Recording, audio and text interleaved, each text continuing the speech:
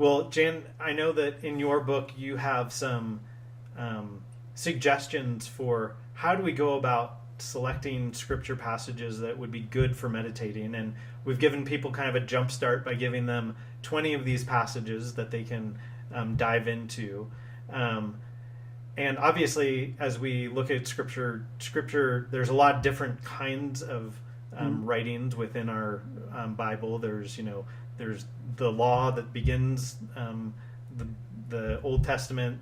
There's wisdom, poetry. There's letters.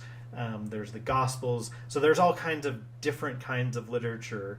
And of course, we want to say that all of that is inspired by God and is useful for our spiritual lives.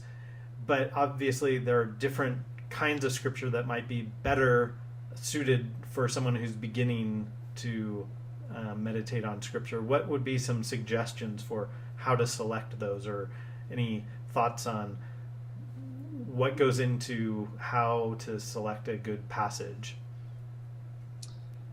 Well, of course, the Psalms are pretty easy to meditate on, but I think the gospel stories are central. Mm-hmm. And the sayings in the Gospels are so important because we want to interact with it's easy. Well, when we read Scripture, we're always interacting with the Spirit because the Spirit is the author of Scripture, and we're interacting with Jesus, who is alive now, with God who is speaking to us.